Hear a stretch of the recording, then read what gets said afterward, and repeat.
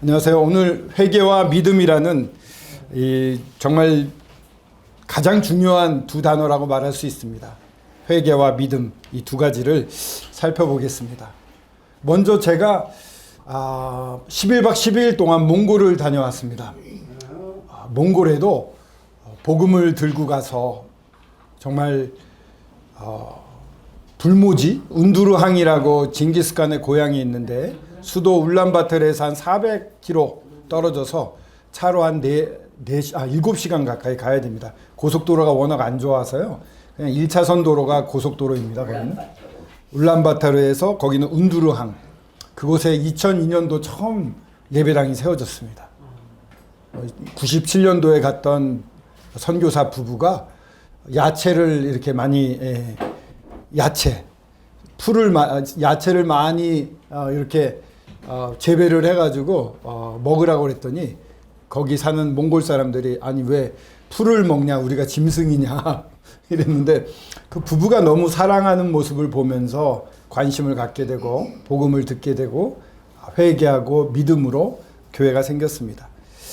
그렇게 해서 지금은 6군데 교회가 생겨 있고요. 선교사는 한 군데 울란바토르라는 수도에 있는 교회에서 섬기고 있고 나머지 5군데에는 현지인 사역자들이 섬기고 있습니다. 아주 건강한 교회들이 자라나고 있습니다. 그곳을 방문해서 연합 캠프를 하고 또 6개 교회를 다 방문하면서 말씀 집회를 가졌습니다. 이수원 형제님하고 저하고 그리고 김재천 형제님 이렇게 갔었는데 가는 곳마다 말씀 집회를 하면서 성도들을 격려를 했습니다. 놀랍습니다. 여기 이러한 놀라운 교회가 생기게 된 것은 복음으로 말미암은 것입니다. 하나님의 참 은혜이죠. 몽골 하면은 7월, 8월이 가장 좋은 때입니다. 4월까지 눈이 오고요. 10월부터 추워져서 눈이 옵니다. 다 겨울입니다. 영하 40도까지 내려가고. 이때만 여름 날씨, 푸르른 초원을 볼 수가 있습니다. 5, 6, 7, 8, 9 정도를 볼 수 있고 9월 달이 지나가면 벌써 이 파란 초록색 들판이 황금빛으로 변한다고 합니다. 풀이 박히기 때문에요. 이렇게 끝없이 펼쳐진 초원을 12시간 동안 이동하면서 봤습니다. 처음에 신기했는데 나중에는 자다가 깨면 아직도 초원이네. 아직도 초원이네. 이럴 정도로 실컷 보고 왔습니다. 이 고속도로 곁에 있는 마을이고요. 이렇게 가다가 화장실이 없기 때문에 아무 데서나 내려가지고 좀 둔덕이 있는 곳, 여성분들은 이렇게 숨어서 남성들은 왼쪽, 여성들은 오른쪽 이렇게 가서 소변을 보고 돌아옵니다. 이렇게 소변 보고 마치고 돌아온 사람들이고 이게 소들 이거는 플레이가 안 돼.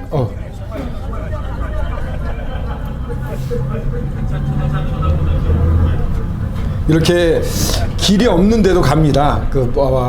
우리 성도들 중에 실제로 유목민이 있거든요. 유목민 가정을 방문할 때 길도 없는데 이런 데를 찾아갑니다. 아이고.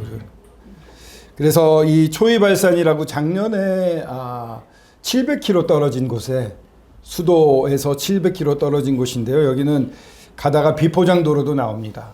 버스로 이동을 했는데 아까 그 버스로 갔는데 12시간 정도 걸려서 갑니다. 여기에 새롭게 이 교회가 개척이 됐습니다.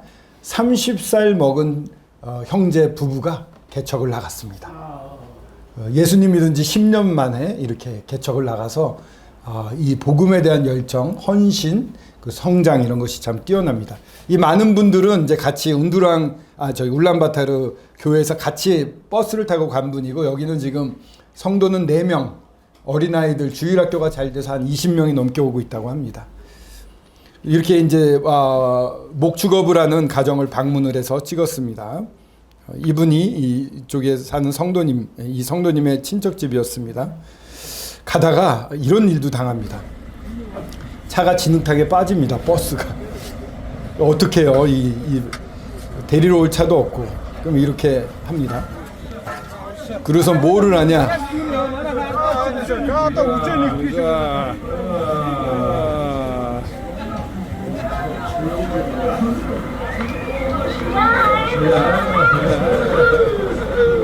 뭐를 하느냐?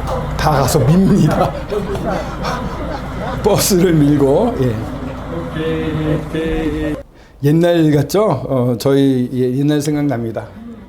예, 가서 이제 그 양이 아니라 이건 염소였습니다. 염소 한 마리를 큰 거를 잡아서 30명이 넘는 사람들이 아주 배부르게 먹었습니다. 이렇게 집안에서 감자 같은 거 넣고서는 요리를 하고 있습니다. 거기서 나온 고기가 이렇게 나옵니다. 그냥 놓고 뜯어 먹습니다. 진짜 맛있습니다. 아침까지 대자연의 풀을 먹고 자란 전혀 오염되지 않은 사료도 아니죠. 풀 먹고 스트레스 없이 자랐던 그 염소인데 염소가 냄새도 안 나더라고요. 여기 우리 박호숙 자매님도 아주 잘 드시고 계시는 모습입니다. 자, 왜 이런 말씀을 나눴냐? 놀랍지 않습니까? 제가 어떻게 거기 몽골에 가가지고 저런 데를 갈 수 있습니까?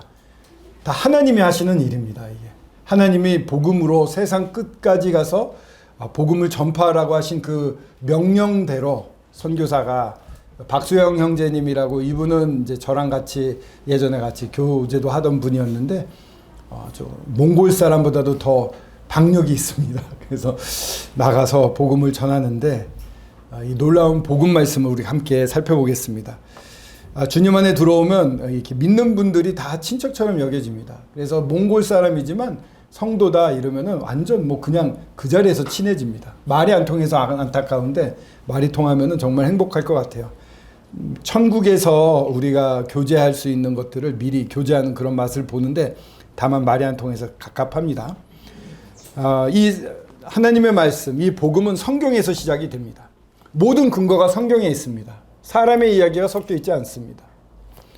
그러면은 이 성경은 40명의 기자가 1600년에 걸쳐서 씁니다.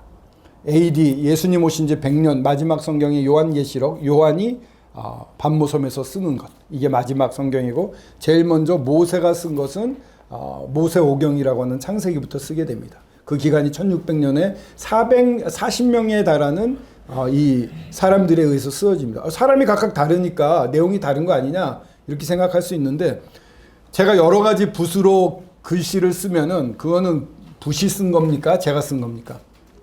제가 쓴 거겠죠. 40명이란 사람을 들어서 하나님이 쓰신 겁니다. 그래서 성경은 하나님의 영감으로 된 책, 하나님의 뜻으로 이루어진 책들입니다. 그래서 이걸 한 권으로 돼 있는데 여기에 나와 있는 것은 하나님의 뜻이 온전히 담겨져 있는 성경 말씀들입니다. 이 말씀을 통해서 저희들에게 말씀을 하십니다. 사랑하는 사람한테 어떻게 표현을 합니까? 요새는 뭐 카톡도 보내고 그러겠습니다만 역시 으뜸은 연애편지 아니겠습니까? 저도 예전에 연애편지를 많이 써서 보냈는데 결혼한 다음에 아내가 이사할 때 버리더라고요. 아마 안 버렸을 겁니다. 버리는 척 했을 것 같은데. 예. 이 연애편지처럼 하나님이 정말 사람들에게 전하고 싶은 것을 이 성경 말씀을 통해서 전하셨습니다. 근데 사람들은 하나님이 원하시는 대로 살지를 않았습니다. 처음 만든 아담과 하와, 정말 하나님이 사랑하기 위해서 만드셨습니다. 근데 하나님이 원하시는 대로 살지를 않았어요. 사람에게는 죄가 들어오게 됩니다. 자기 위치를 떠나서 자기 위치를 떠나 있는 게 죄예요. 하나님이 창조하신 사람은 하나님 앞에 있어야 되는데 그 자리를 떠난다? 그게 벌써 죄가 됩니다. 있어야 할 곳에 없는 게 죄입니다. 창조주와 피조물의 관계라고 하면 좀 딱딱할지 모르지만 아버지와 아들의 권위가 있습니다. 아버지가 아이들이 어릴 때는 다 이끌어 갑니다. 아이들은 요것밖에 모르고 아버지는 다 압니다. 당연히 따라와야 되겠죠. 근데 아들이 내가 더 아버지보다 잘한다 그러면서 잘난 척하고 아버지를 무시하면 정말 잘못된 아들일 것입니다. 그렇게 위치가 있습니다. 사람에게는. 하나님과 사람 사이에는 사람은 하나님 앞에 머물러야 되는 완전하신 하나님으로부터 보호를 받아야 되는 그런 사람으로 사실은 만들어졌습니다. 이렇게 왼쪽에 보면은 시꺼먼 물이 있습니다. 시꺼먼 물이 있는데 마실 수 있는 분 계십니까? 오른쪽의 물은 어떻습니까? 시꺼멓지만 이렇게 잘 모아놨습니다. 시꺼먼 것들을. 시궁창을 떠다가 가만히 냅두면 가라앉아서 위는 물이 맑아지거든요. 깨끗한 물이라고 할 수 있을까요? 마실 수 있습니까? 못 마시겠죠? 사람이 이래요, 근데 사실은. 드러나는 죄인들은 왼쪽에 있는 시커먼 그 죄가 많이 보이는 사람들인데, 의인이라고 생각하는 사람들은 가라앉아 있는 것입니다. 죄가 가라앉아 있는 것이에요. 그래서 굉장히 인격적이고 훌륭한 사람들이 세상에 많습니다. 하나님 모르고도 굉장히 인격적인 분들 많아요.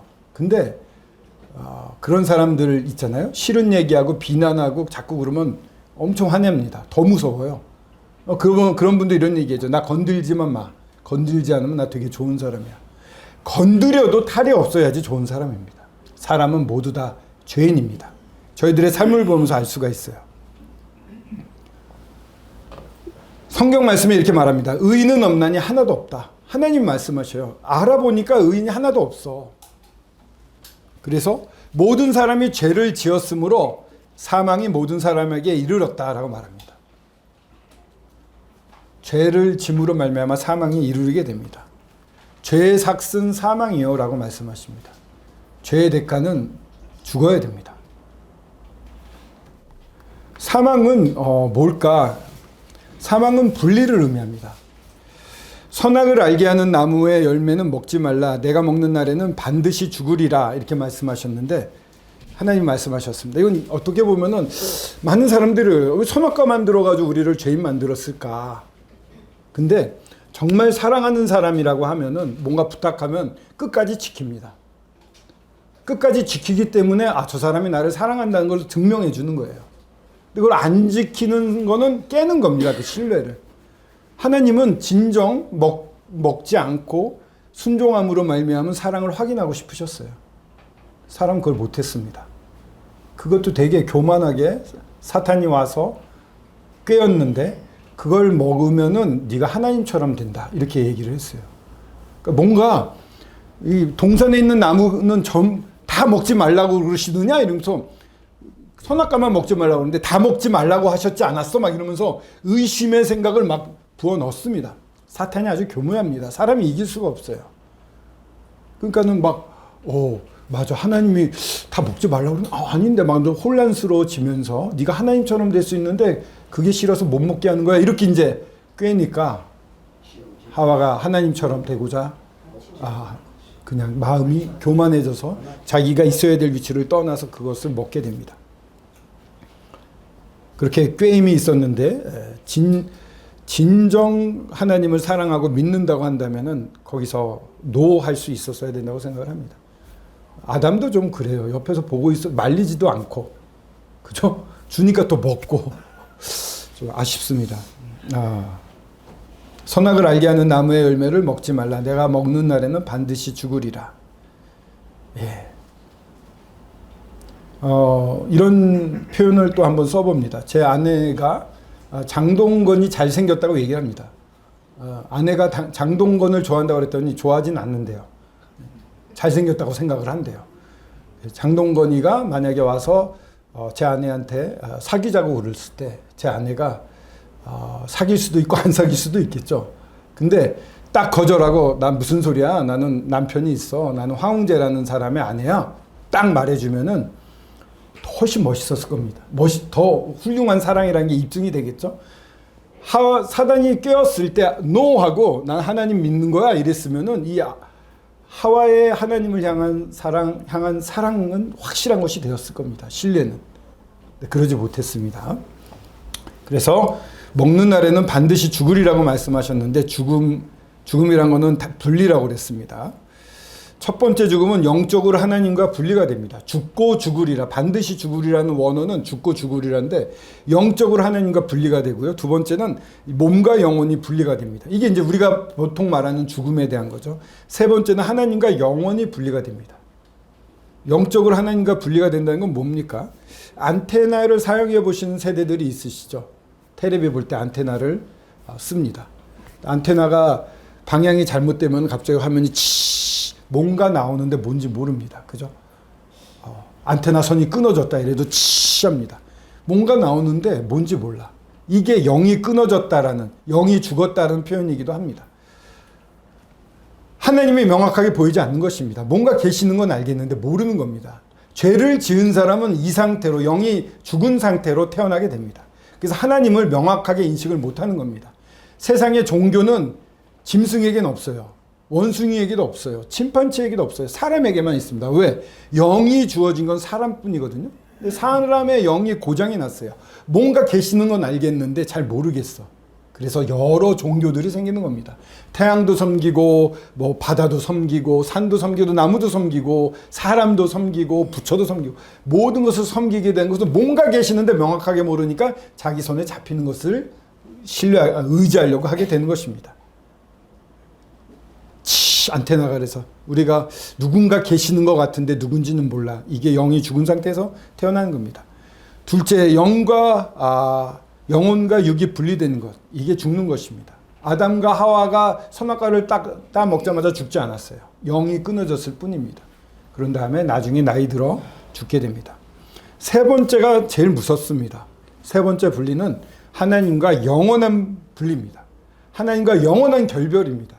이 땅에 있을 때는 기회가 많습니다. 주님을 믿고 주님께 돌아갈 수 있는데 한번 죽게 되면은 지옥에 떨어지게 되면 다시는 돌아올 수가 없습니다. 그러니까 이 땅에서 살 때 해결을 해야 됩니다. 죽음은 이렇게 세 가지가 있다. 영으로 죽어서 또 영혼이 떠나는 죽음. 그리고 세 번째 죽음은 정말 가서는 안 될 하나님과의 최종 결별. 다시는 하나님께 돌아갈 수 없는 이런 예화가 있습니다. 두 아들이 있었는데요. 한 명은 부산으로 가고 한 명은 목포로 갔습니다. 근데 왜 갔냐면 가출을 했어요. 부모님한테, 아버님한테 반항을 하고 가출을 했습니다. 부산에 간 아들은 사업도 하고 열심히 살았고요. 목포에 간 아들은 그만 깡패처럼 되었습니다.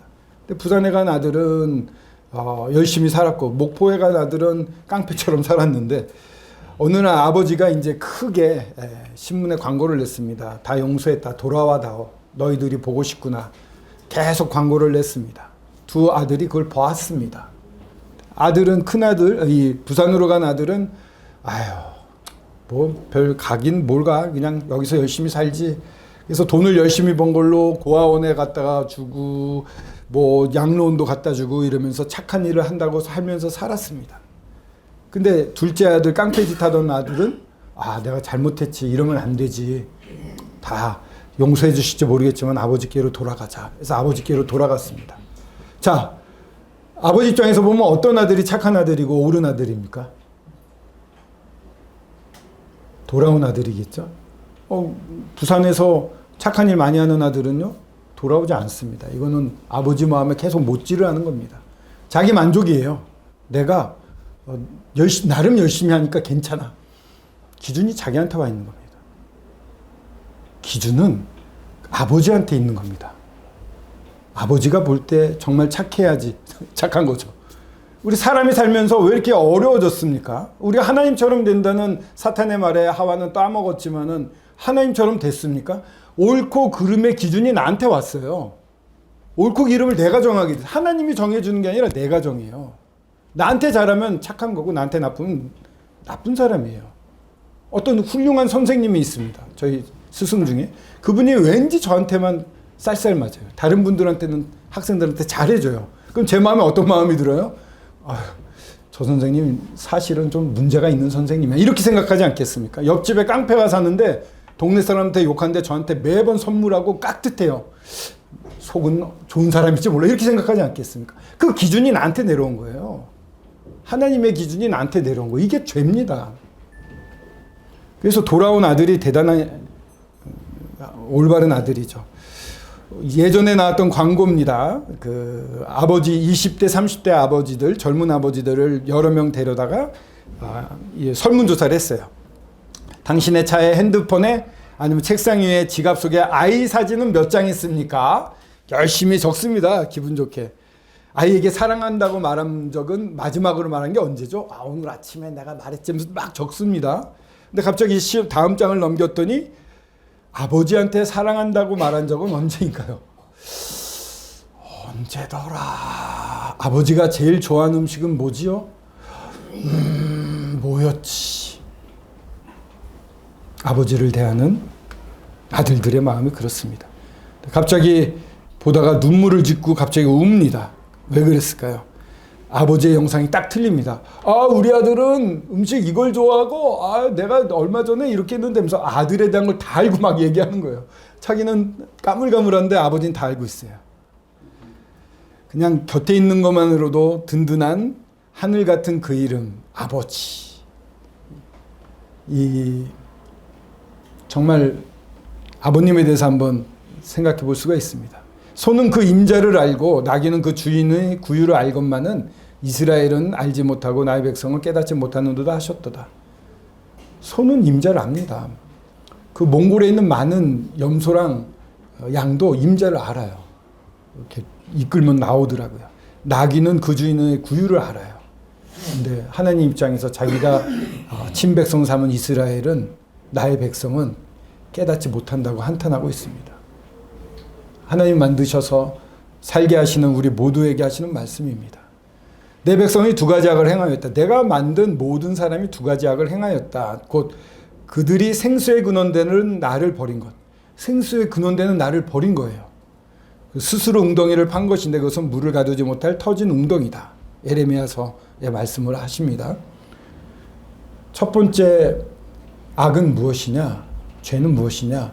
생수의 근원되는 나를 버린 것. 하나님 버린 것입니다. 여러분 인생에 하나님 없이 살지 않았습니까? 하나님 믿을 기회에 하나님 저버리지 않았습니까? 근데 생수의 근원이에요. 모든 것을 만족시켜 주시는 분은 하나님입니다. 파스칼이라는 철학자가 얘기를 했습니다. 사람의 마음에는 하나님의 형상을 한 구멍이 있다. 하나님으로 채워지지 않으면 결코 채워지지 않습니다. 제가 26에 예수님 믿었는데 그 전에 저는 거의 알코올 중독자였어요.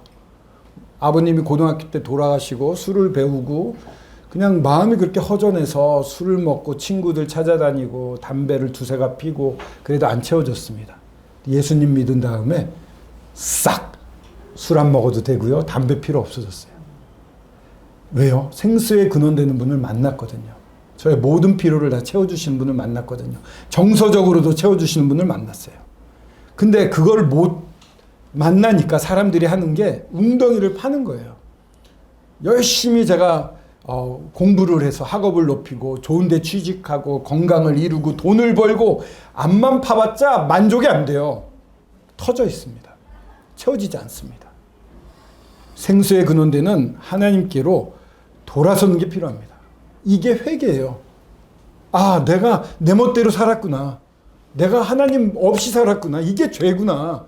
하나님 앞에서 살아야 되는데 내가 하나님 밖에서 살았는데 이렇게 살면요 교만해집니다. 제가 어떤 사람이었냐면 하나님이 계시면 왜 전쟁이 있냐, 왜 살인이 있냐, 하나님 있으면 이래야지 하면서 막 하나님을 저주하면서 욕했어요. 주변에 있는 기독교 교회 다니는 친구들을 입을 딱 입틀막을 해버리고 싸워서 말싸움에서 늘 이겼던 사람이에요. 제가 어느 날 갑자기 이런 하나님을 생각하면서 머릿속에 든 게 내가 하나님 위에 서 있었구나. 하나님보다 위에 서서 하나님 보고 지시하고 하나님 이래야지 하고 명령하고 엄청 무섭더라고요. 사람이 어떻게 하나님 위에 서가지고 하나님보다 천지를 만드시고 모든 것을 운행하시는 이 지구만 보십시오. 태양에서 조금만 멀어지면 다 얼어 죽습니다. 태양에서 조금 가까워지면 다 타 죽습니다. 라이프 라인이랄까요? 이 생명거리예요. 딱 맞는 사람이 살 수 있고 생물이 적합하게 살 수 있는 그거를 설정하시고 그대로 지구가 조금 더 뒤로 안 가고 앞으로 안 가게 운행하시는 분이 하나님이세요. 예, 이 핸드폰 보십시오. 이거 저절로 탁 만들어졌나요? 다 설계합니다. 우리가 쓰는 모든 물건들이 다 설계한 겁니다. 근데 하물며 봄, 여름, 가을, 겨울이 딱딱 오는 이 4개를 설계 안 하는 사람이 있겠습니까? 일본의 신칸센이라고 엄청 빠른 열차가 있는데요. 신칸센의 앞부분이 이렇게 널쩍해요. 공기 저항을 없애려고. 사람이 생각했는데요. 오리 너구리라고 하는 물속에 이렇게 고개를 쳐박고서는 생선을 빨리 물 수 있게 만든 그런 너구리가 있어요. 근데 입이 오리처럼 널쩍해요. 이게 생선이 헤엄쳐 가는데 확 물려면은 이게 저항이 있으면 밀려나갈 거 아닙니까? 이 저항이 없어요. 싹 가서 탁 물어요. 요 오리너구리를 본따서 신칸센 앞을 만듭니다. 모든 건 하나님이 다 설계해 놓으셨어요. 그거를 발견해 나가는 것. 얼마 전에 상 받은 그 mRNA를 만들어가지고, 발견해서 노벨 의학상을 받으신 분도 그런 얘기 하셨어요. 사람은 이 만물의 이치를 배워가는 것 뿐이다. 이렇게. 하나님 만들어 놓으신 거 그냥 따라가는 겁니다. 근데 그런 하나님 위에 서가지고 하나님 필요 없다. 하나님 계시면 이래야지라고 말해왔던 내 자신이 얼마나 교만스러웠는지. 그래서 엎드려졌습니다. 주님 용서해 주십시오. 하나님께 돌아서야 되겠다. 근데 하나님 놀라우신 분이에요. 그냥 그분이 나를 위해 십자가에 돌아가 주신 것만으로 믿는 게 아니라 그분이 너무 좋은 분이라 저는 믿게 됐습니다. 우리가 아직 죄인 되었을 때, 이렇게 막 교만하고 그랬을 때 2000년 전에 그리스도께서 우리를 위하여 죽으셨어요. 자기 생명으로 뭔가를 입증하면은 최고 아닙니까? 예수님 생명을 걸고 우리에 대한 자기 사랑을 확증하셨습니다. 확실하게 증명해 주셨어요. 자, 보십시오. 구약에는 제사를 지냅니다. 죄의 용서함을 받고 하나님께 나가려면 제사를 지내야 돼요. 제사를 지내기 위해서는 양을 끌고 옵니다. 양을 끌고 와서 이렇게 손을 갖다가 이 양한테 얹습니다. 나의 죄가 양한테 옮겨가는 겁니다. 그리고서는 이 양을 죽입니다. 근데 죽일 때 잘 보면 자기가 죽여야 돼요. 1년 된 흠없이 집에서 길렀던 그래도 정이 갔던 양을 자기가 잡아야 됩니다. 얼마나 무섭습니까 이게. 그 몽골에 가서 보니까 염소를 잡는데 여기를 망치로 턱 치니까 염소가 이렇게 기절을 해요. 여기 이렇게 자르더니 손을 넣어서 목을 꽉 잡으니까 죽더라고요. 그렇게 고통 없이 잘 죽이더라고요. 근데 양은 이렇게 때리지 않고 그냥 여기를 칼로 잘라도 가만히 있대요. 손을 넣어서 이제 숨을 멈춰서 죽인다고 하는데 양은 순종적이에요. 도살장에 끌려가는 어린 양처럼이란 말이 있잖아요. 반항을 안 합니다. 그래서 양을 목을 따는 거예요. 그냥. 그러면서 피가 막 떨어지지 않겠습니까? 그 모습을 보면서 이 따는 사람은 어떤 생각 들까요? 내가 이렇게 죽었어야 되는데 나 때문에 네가 죽는구나. 죄의 값이 이렇게 무섭구나. 정말 끔찍하구나. 주님 용서하여 주시옵소서. 다시는 이러고 싶지 않습니다. 근데 예수님이 오시는 걸 보고 침례 요한이 이렇게 말합니다. 보라, 세상 죄를 지고 가는 하나님의 어린 양이로다. 세상 죄를 지고 가는 하나님의 어린 양이라고 그래요. 세상 죄, 세상은 어디입니까? 그렇죠. 현재 우리가 사는 이 지구. 이 지구가 처음 생겼을 때도 세상. 이 지구의 마지막 날도 세상입니다. 지금 세상이라고 하면은 현재 이 지구도 세상. 대한민국도 세상. 서울도 세상. 도봉구도 세상. 서울 북부교회도 세상. 거기에 2층도 세상. 2층에 앉아있는 나도 세상입니다. 세상 죄를 지고 갔다는 것은 남의 얘기가 아니라 내 얘기입니다. 내 죄를 지고 가는 하나님의 어린 양이라는 거예요. 나를 말씀하시는 거예요. 근데 아까 지구가 만들어져서 없어질 때까지라고 그랬잖아요. 세상 죄라고 하는 것은 나의 죄인데 나의 죄가 내가 태어나서 지은 죄부터 죽을 때까지 짓는 모든 죄를 말합니다. 이걸 다 지고 갔어요. 이걸 다 짊어지고 가셨어요. 왜 그럴 수 있습니까? 하나님의 아들이시니까. 저희 아들이 지금 28입니다. 딸은 26입니다. 너무 예쁩니다. 저기 아주 훌륭한 개가 한 마리 있는데 이 개의 무리들, 이 세상에 있는 모든 개들을 위해서 우리 아들을 내어주라 그러면 제가 예 그러겠습니다 이러겠습니까? 이 세상에 있는 모든 개들과 당신 아들을 바꿉시다 바꾸겠습니까? 너무 좀 유치한 비유일지 모르지만 하나님의 아들은 하나님이시고요. 삼위일체 하나님이 영원 전부터 같이 계셨어요. 삼위일체 하나님은 저희가 다 설명하기는 어렵습니다. 근데 한 분이 세 분의 인격으로 계시는 겁니다. 아버지, 아들, 성령이 계시는데 아버지와 아들과 성령이 서로 사랑합니다. 엄청난 사랑을 합니다. 전혀 빈틈없는 사랑합니다. 그리고 서로 섬깁니다. 완벽한 섬김을 합니다. 또 서로 경배를 합니다. 완벽한 예배를 드립니다. 삼위일체 하나님은 그렇게 존재하셨어요. 끝까지.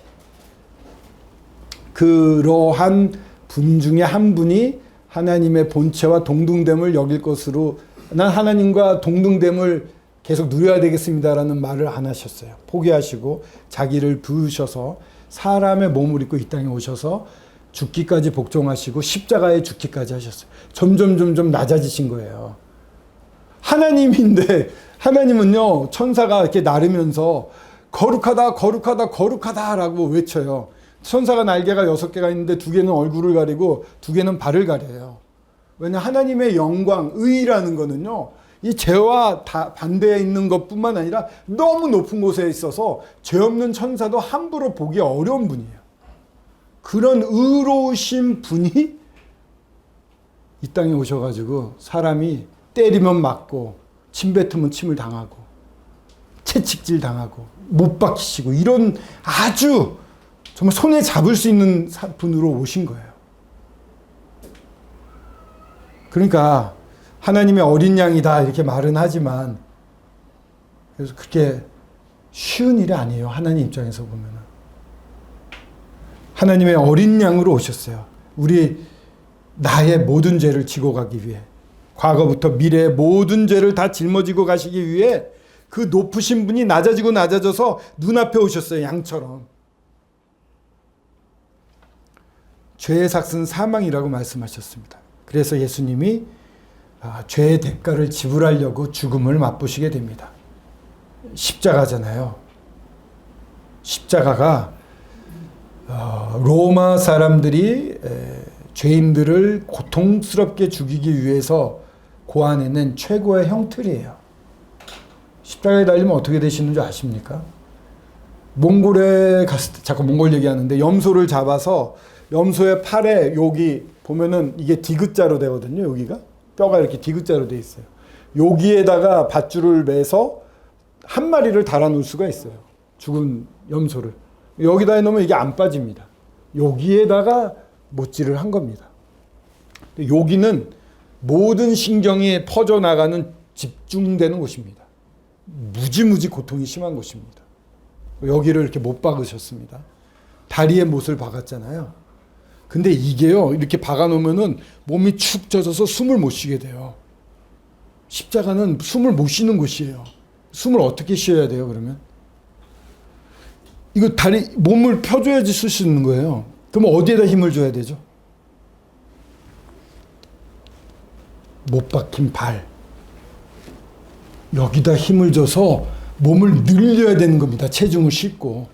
그럼 그 뼈가 으스러지지 않겠습니까? 그런 고통의 장소예요.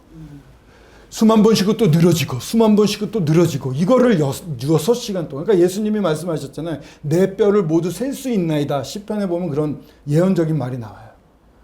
온몸의 뼈가 으스러지는 아픔을 다 느끼실 정도였던 거예요. 손발뿐만이 아니죠. 가시면류관. 우리나라의 탱자나무의 이 가시도 대단한데 그쪽에 건조한 지역의 이 가시나무 정말 날카롭죠. 그것을 머리에다 이렇게 찔리셨죠. 그리고서는 옆구리에 창을 나중에 맞으셨는데, 살아계실 때 신포도주를 받으신 후에 예수님이 이렇게 말씀하십니다. 다 이루었다. 다 이루었다. 십자가에서 7번 말씀하신데 이게 6번째 말씀. 맨 마지막 말씀은 내 영혼을 아버지 손에 의탁하나이다 하고 완전히 자기 자신을 맡기고 떠나는데, 떠나기 전에 요한복음 19장 30절에 다 이루었다라고 말씀하십니다. 다 이루었다. 세상 죄를 지고 가는, 나의 죄를 지고 가는 하나님의 어린 양이 다 이루었다고 얘기하세요. 나의 모든 죄의 문제를 다 해결했다라고 말씀하시는 거예요.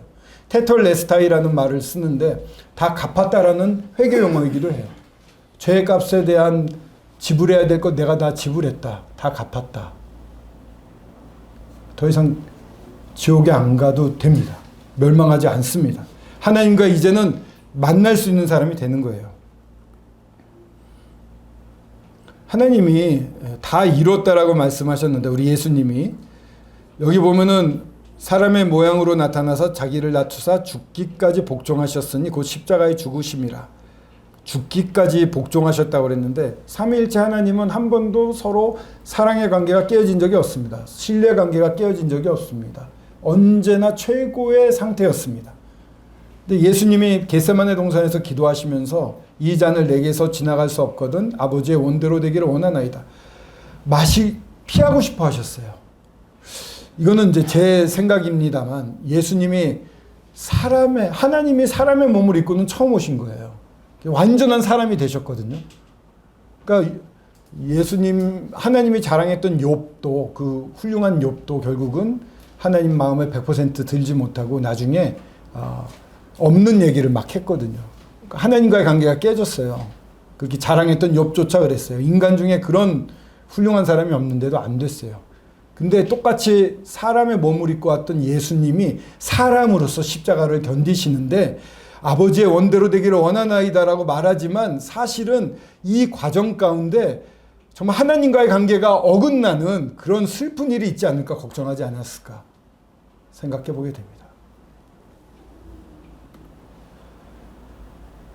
내 아버지께서 모든 것을 내게 주셨으니 아버지 외에는 아들을 아는 자가 없고 아들과 또 아들 외에는 아버지를 아는 자가 없다. 서로 너무 잘 알고 있었어요. 막힌 게 하나도 없는 그런 관계가 깨어질까 봐 걱정하지 않으셨을까. 그러나 온전히 사람으로서 복종하셨습니다.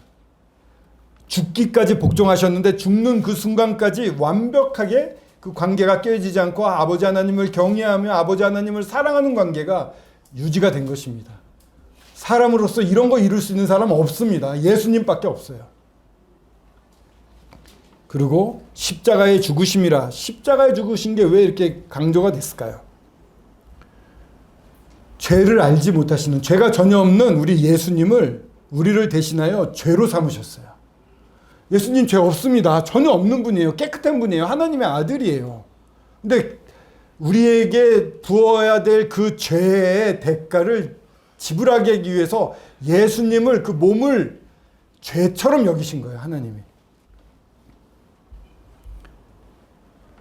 그리스도께서 우리를 위하여 저주를 받은 바 되사 율법의 저주에서 우리를 속량하셨으니 기록된 바 나무에 달린 자마다 저주 아래에 있는 자라 하였습니다. 사람에게는 잘못한 것에 대한 저주가 있었습니다.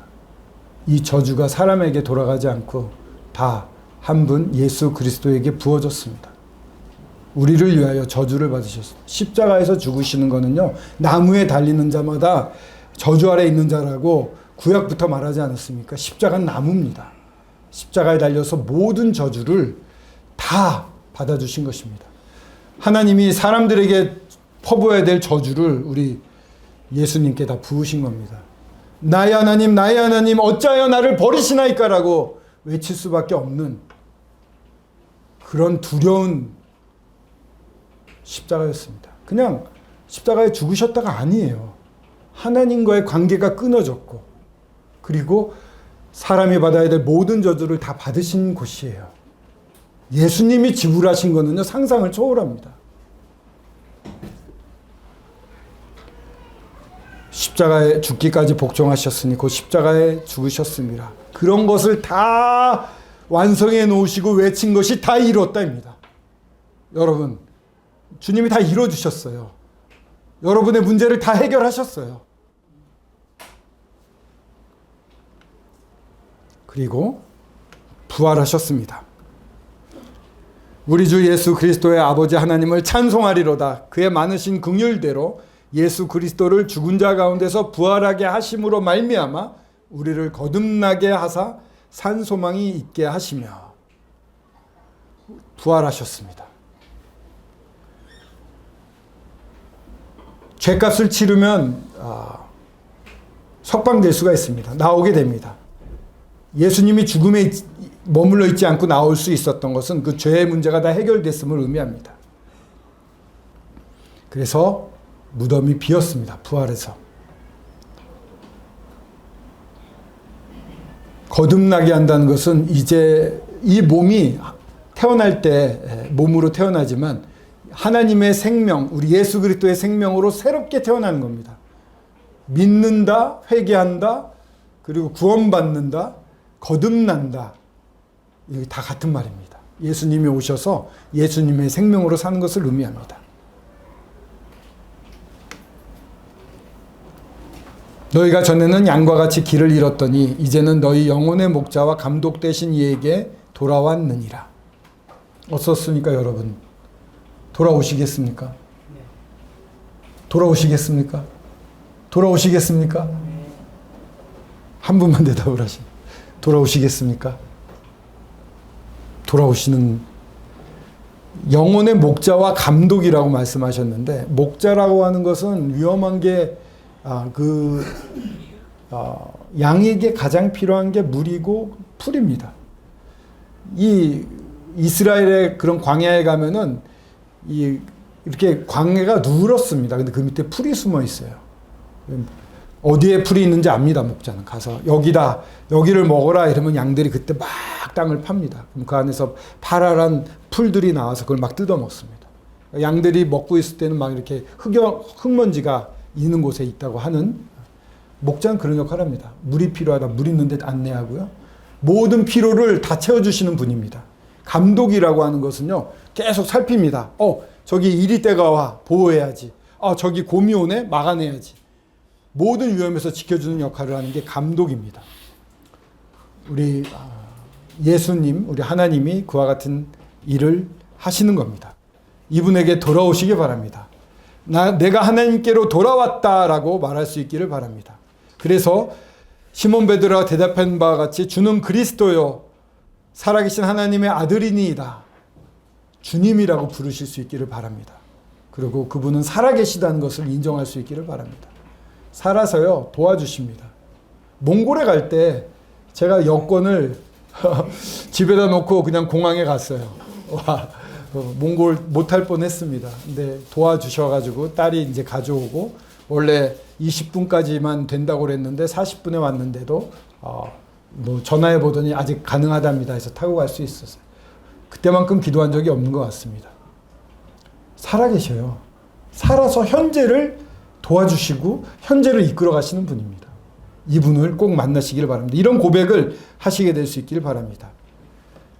구원받으신 분들, 성령의 전이라고 말합니다. 성령이 내주하고 계시는 거예요. 그래서 너희는 너희 자신의 것이 아니라 값으로 산 것이 되었다. 예수님이 그 몸을, 피를 흘려 사셨습니다. 그런즉 너희 몸으로 하나님께 영광을 돌려라. 이제 나는 내게 아니라 주님께 됐습니다. 주님께 영광 돌리는 삶을 살 수 있으시면 좋겠습니다.